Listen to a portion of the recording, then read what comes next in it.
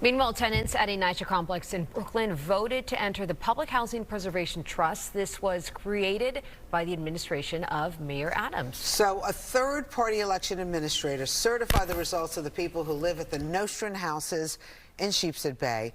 This now gives the people who live there access to additional federal funding for repairs to their living conditions.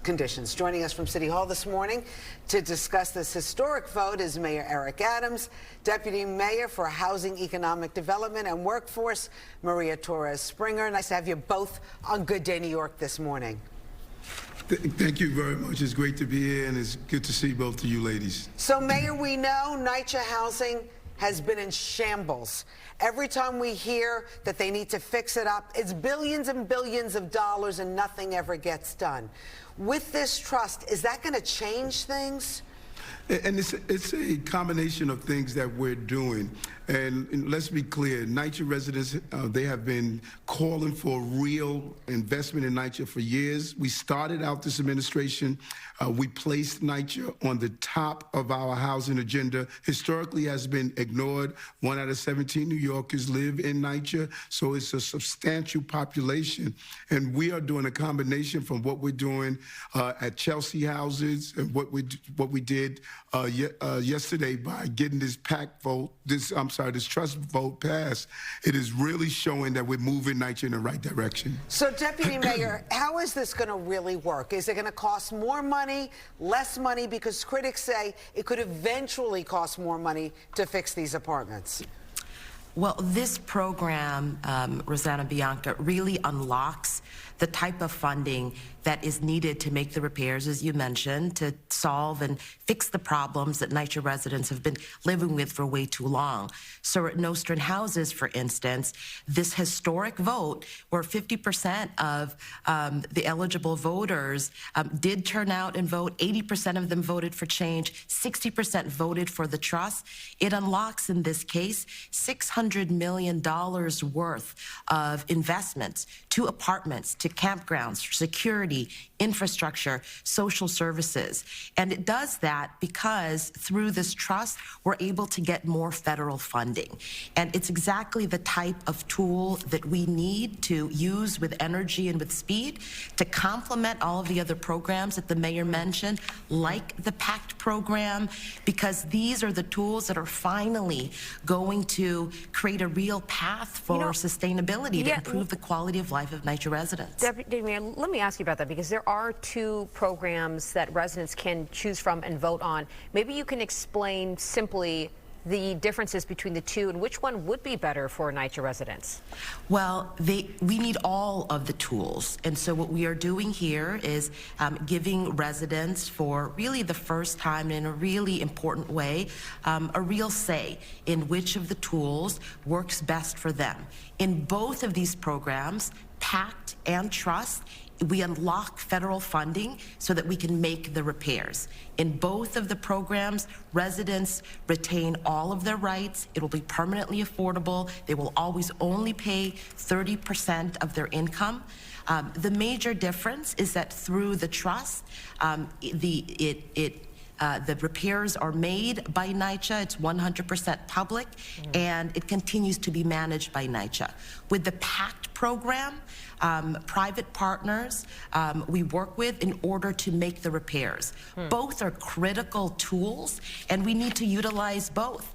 But in every step of the way, make sure that we are engaged with NYCHA residents so they have a real say in the path that their developments take. Well, Mayor Adams, let's talk some dollar figures here, because we know it's going to cost a lot. You're looking at over $75 billion that NYCHA needs for these repairs. And then the city needs around $12 billion to handle the migrant crisis in the next 3 years. I know you want this all to come from the feds, and you have been in D.C. 10 times now pleading your case. Are they listening, or do you think maybe they're making you kind of go away quietly with an FBI investigation? Well, first, I can't speculate on the outcome of of what the federal government is doing or is not doing. But what I am going to do is continually head to D.C. And each time I've gone, look what has happened. Now the coalition has grown. At one time, it was Eric Adams going to Washington. Now we have the Chicago mayor, the Denver mayor.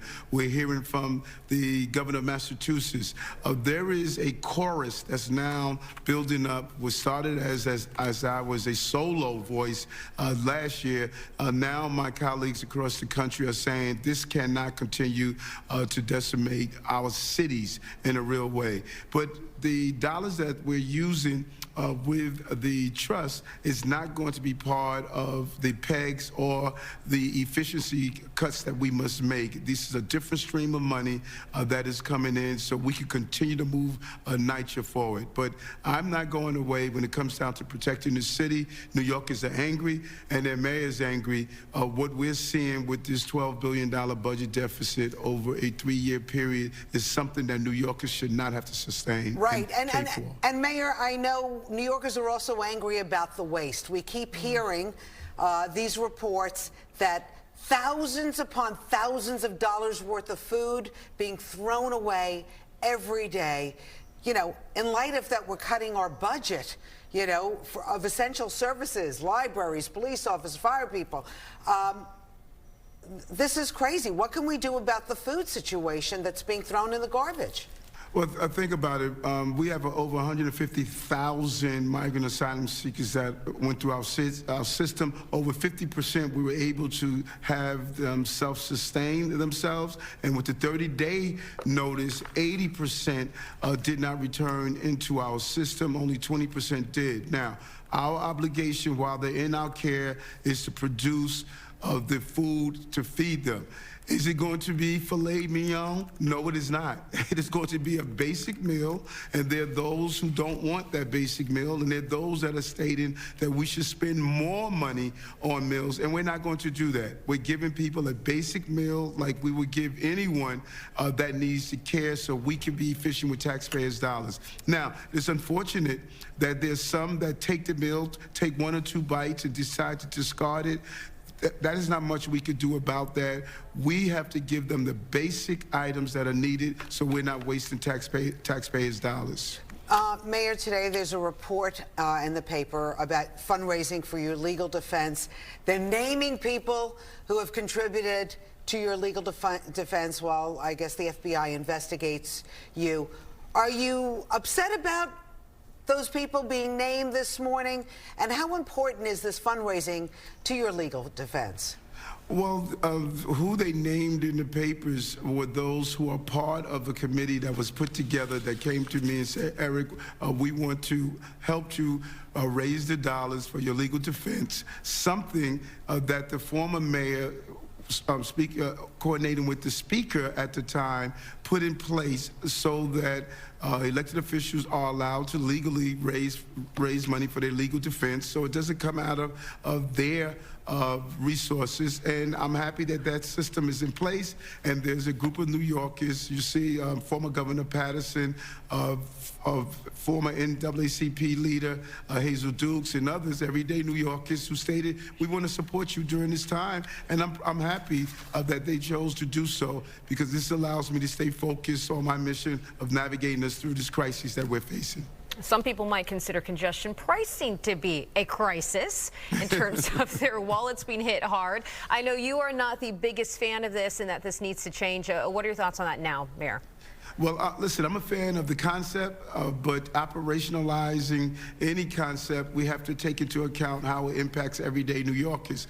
I don't want traffic displaced to the Bronx and Staten Island and other locations. And I want to make sure that our first responders, that our taxis, our school buses, our sanitation trucks, we can't double tax New Yorkers. And I would like to see the overwhelming amount of those dollars that we collect on New York City streets, they stay in New York City's subway system. And so we just got to make sure we do it right.